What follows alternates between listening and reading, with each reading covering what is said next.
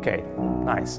So we have in Debussy always a very clear layers, different layers of sounds, and I think it's very important to find the appropriate touch for each layer. Can you show me what you do here and here and here? Should be 3 different ways to touch the keys.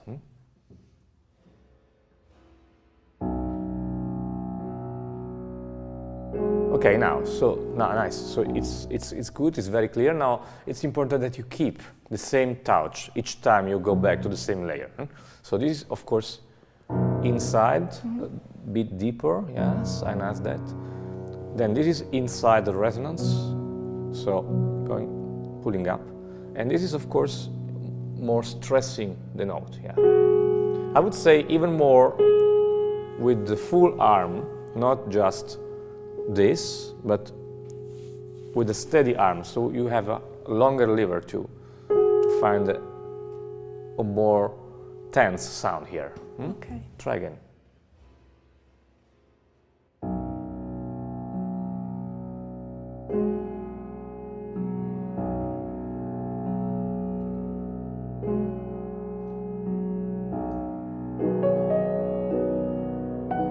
Yes. And here, of course, we have a new layer with a new sound. As you can see, Debussy writes a slur. Now, the slur means at least 2 different things. It means that, of course, the sound must be legato in the sense of connection between the notes. So we can have this. Because if you give higher dynamic on the next note after this long D, it sounds like an accent. So no accents at all during the legato notes, but it also means that we have to create a dynamic arch. So not a flat dynamic, but something a little bit crescendo and diminuendo, like breathing along the slur.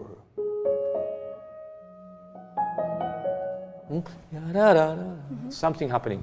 And technically, I would say, personally, technique is always a personal question. I cannot force students to play exactly with my technique, but I can show you how playing with different gestures, a different way of using the fingers, different parts of the fingers, which depress the keys, we can get different sounds. So each one of ours has its own solution, but it's good to know which are the possible solutions. So here, I see that you are still using the finger movements, like with round fingers and classical hand position, like this.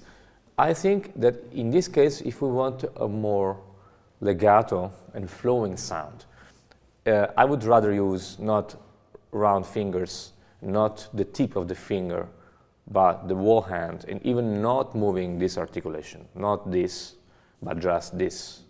The full hand, look. Because we have a more tense sound, a better legato, and you can create one unique dynamic shape. Try.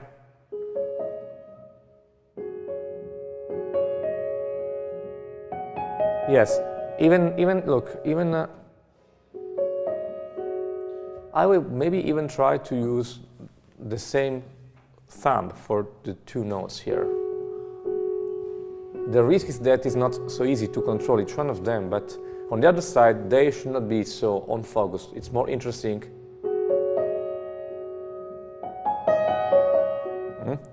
So you have this, which is a kind of different lever, a different instrument for this, and for the rest, you can have a better control because you don't have to move your hand. You are still there, already there for all the notes.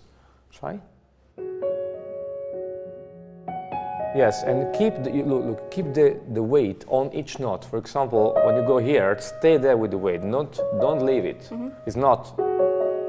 And then again. Otherwise, I feel that there is a fragmentation, but it should be the same thing. Same breaths.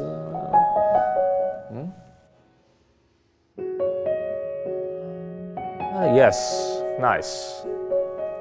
Okay, now let's go on Let's try to go when we have a new layer, maybe here.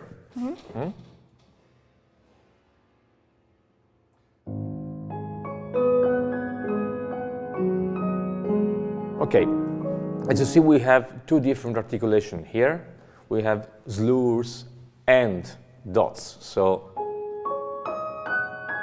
it's a kind of classical portato articulation. So each note has this flexible attach, which is not a staccato, but it's kind of bouncing from, slowly bouncing between one note and the other. So feeling the resonance. On the other side, the lower layer is much more steady. So they are two different instruments, of course. Maybe these are bells, tubular bells. Maybe, and this is maybe some woodwind, maybe. I don't know, maybe. But anyway, you have to have a very clear idea of which sound you want for each layer and find the appropriate movement to get it. Try again from here. Yeah.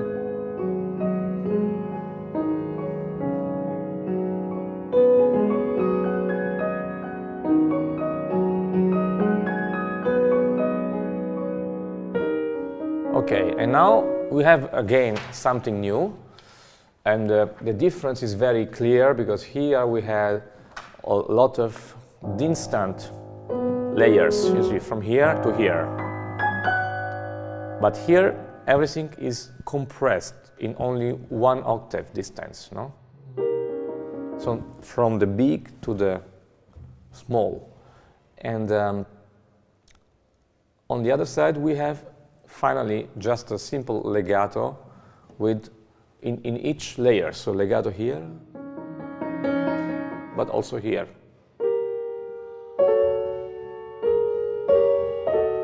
So the sound should be not too much sharp to each note, but on the other side should be very tense to keep the tension between the notes. Try to play again from here. There is no accent on the first note. It's not, but it's just. Think about a little crescendo on the note. It's not pa, it's like. Playing the piano is nice because we have to play with illusions.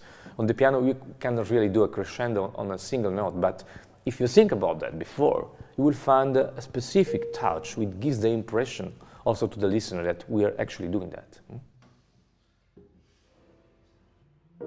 Nice, continue. Okay, you see, I think the way to give this illusion of having a crescendo on this note is also given by the other hand. So if you make actually a real crescendo on the left hand, you can really give the impression that even the right hand has the same crescendo. Look.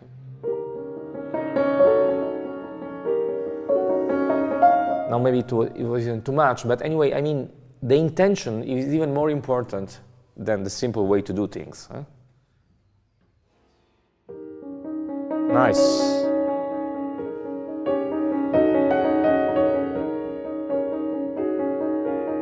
Crescendo, more crescendo, and suddenly piano again. Yes, very nice. As you see, this is the right way, I think, the right way to find our own truth in this music. Thanks a lot. It was a great pleasure. Thank you.